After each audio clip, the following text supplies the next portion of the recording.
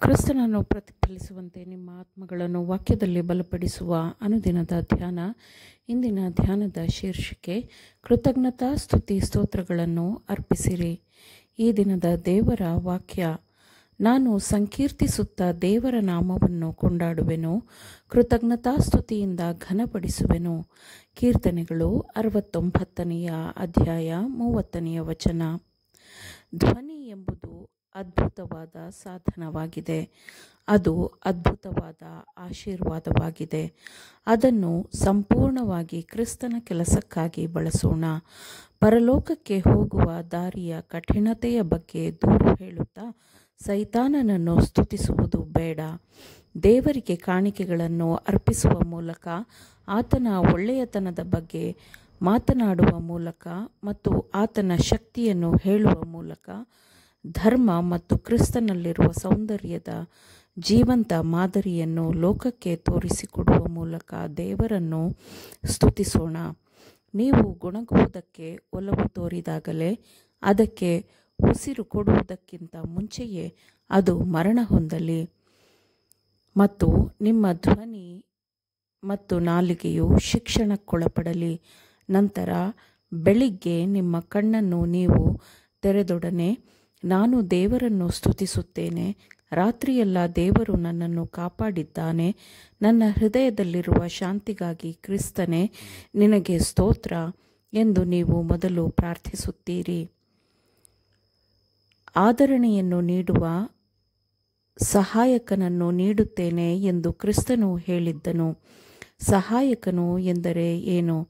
ಅದು ದೇವರಾತ್ಮನೇ, ಪರಿಶುದ್ಧಾತ್ಮನೇ ಆಗಿದೆ. ಪರಿಶುದ್ಧಾತ್ಮ ಎಂದರೆ ಏನು? ಅದು ಯೇಸು ಕ್ರಿಸ್ತನ ಪ್ರತಿನಿಧಿ. ಅದು ನಮ್ಮ ಪಕ್ಕದಲ್ಲಿ ನಿಂತು ನಮ್ಮ ಬಿನ್ನಹಗಳನ್ನು ತಂದೆಯ ಮುಂದೆ ನಮ್ಮ ಪರವಾಗಿ ತನ್ನ ಅರ್ಹತೆಯ ಮೂಲಕ ಸುವಾಸನಾಯುಕ್ತವಾಗಿ ಇಡುವ ನಮ್ಮ ವಕೀಲನಾಗಿರುತ್ತದೆ. ಅಲ್ಲಿ ದೇವರು ಅತ್ಯಂತ ನಮ್ರನಾದ ಭಕ್ತನ ಬಿನ್ನಹವನ್ನು ಕೇಳುತ್ತಾನೆ. ನಿಮ್ಮ ಬಳಿ ಎಷ್ಟು ದುಡ್ಡಿದೆ ಎಂದು ಆತನು ನಿಮ್ಮನ್ನು ಕೇಳುವುದಿಲ್ಲ, ಅಥವಾ ಎಷ್ಟು ಆಸ್ತಿಯನ್ನು ನೀವು ಹೊಂದಿರುವಿರಿ ಎಂದು ಆತನು ನಿಮ್ಮನ್ನು ಕೇಳುವುದಿಲ್ಲ. ದೇವರ ಮುಂದೆ ತನ್ನ ಬಿನ್ನಹವನ್ನು ತರುವ ವಿನಮ್ರನಾದ ಭಕ್ತನ ಪ್ರಾರ್ಥನೆಯನ್ನು, ಕೃತಜ್ಞತಾ ಅರ್ಪಣೆಯನ್ನು ಕ್ರಿಸ್ತನು ತನ್ನ ಕೃಪೆಯ ಸಂಪತ್ತಿನಿಂದ ಪರಿಮಳಯುಕ್ತವಾಗಿ ಮಾಡುತ್ತಾನೆ ಮತ್ತು ತಂದೆಯು ಅದನ್ನು ನಿಮ್ಮ ಕಾಣಿಕೆಯೆಂದು ಸ್ವೀಕರಿಸುತ್ತಾನೆ ಮತ್ತು ಕೃಪೆಯಾಗಿ ಆಶೀರ್ವಾದವು ನಿಮಗೆ ಬರುತ್ತದೆ.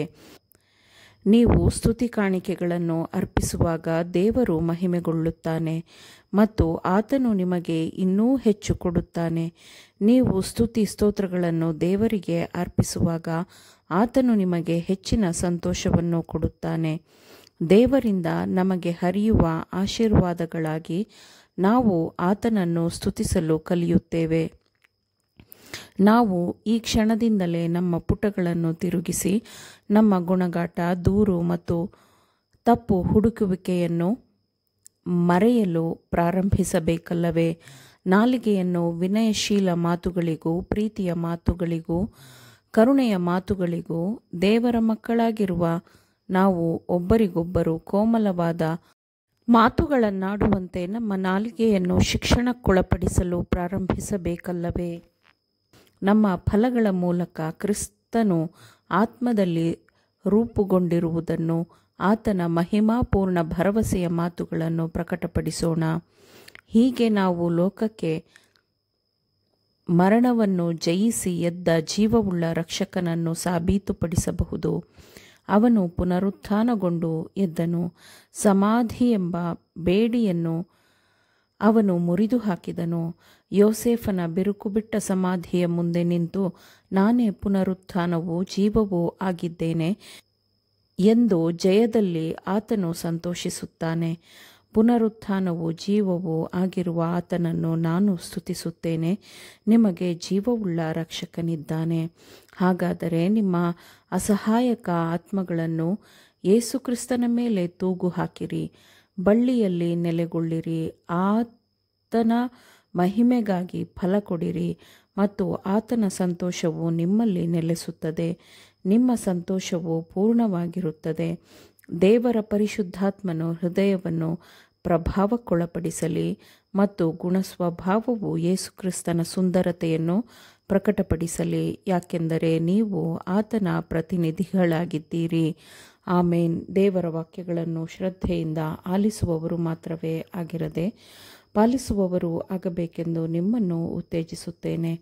ಪರಿಶುದ್ಧಾತ್ಮನ ಸಹಾಯದಿಂದ ಆಲಿಸಿದ ನಿಮ್ಮೆಲ್ಲರಿಗೂ ಧನ್ಯವಾದಗಳು.